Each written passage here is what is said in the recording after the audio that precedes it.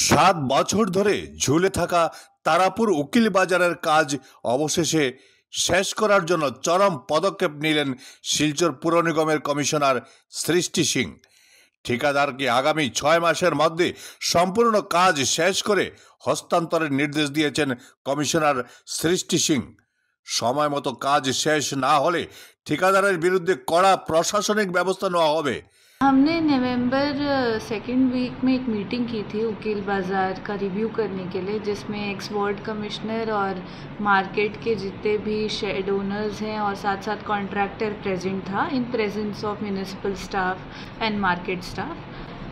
Meeting में पता चला कि वो कॉन्ट्रैक्टर बहुत ज़्यादा डिलेड चल रहा है प्रोजेक्ट के हिसाब से और एक सीढ़ी को लेके कुछ कंट्रोवर्सी है। आज मैंने सुबह भी फील्ड विज़िट की थी उस मार्केट के बाहर और मैंने कॉन्ट्रैक्टर को यही इंस्ट्रक्ट किया है कि वो सीढ़ी जल्दी से जल्दी बना दी जानी चाहिए। उसको टाइम दिया गया है लिमिटेड और उनको पूरा प्रोजेक्ट 6 मंथ्स के अंदर फिनिश करके हैंड ओवर करने के लिए कहा गया है।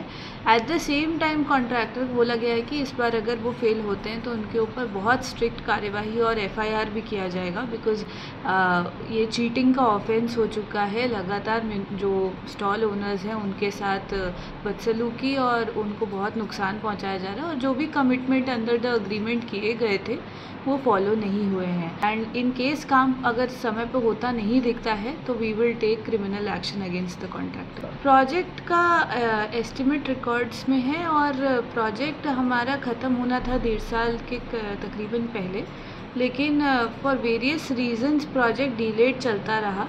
मेरे कॉग्निजेंस में ये इशू लगभग 15-20 दिन पहले लाया गया था by a complaint from the stall owners. तो उसके बाद हमने इमीडिएटली एक मीटिंग की और फील्ड विजिट्स भी हमने मल्टीपल की हैं, लेकिन ये सोनली कॉन्ट्रैक्टर की गलती की वजह से क्योंकि वो मॉडल PPP मॉडल में बन रहा था तो कॉन्ट्रैक्टर को खुद ही इनिशिएटिव लेके उसको बनाना था, लेकिन उसकी गलती की वजह से उसने काम को आगे नहीं बढ़ाया। এমনকি প্রতারণার মামলা দায়ের হতে পারে বলে কমিশনার হুঁশিয়ারি দিয়েছেন। দীর্ঘদিন ধরে কাজের ধীরগতি এবং স্টল মালিকদের অভিযোগের পরই কড়া নজরে নিগম।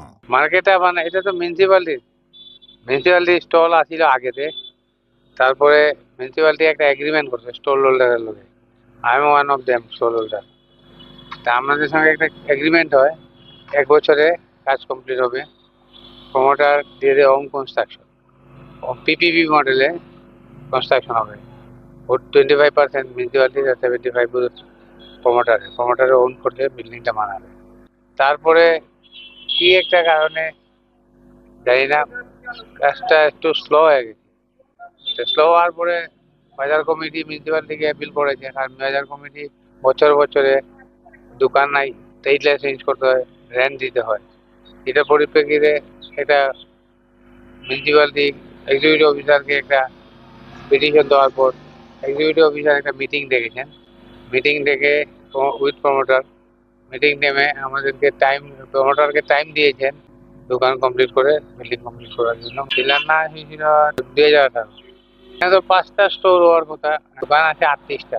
কি একটা কারণে প্রমোটারে মানে একটু কাজটা স্লো হয়ে গেছে। তাই আমরা মিউনিসিপালিটিকে আবেদন করেছি ইমিডিয়েট আমাদের স্টল বন্টন করার জন্য।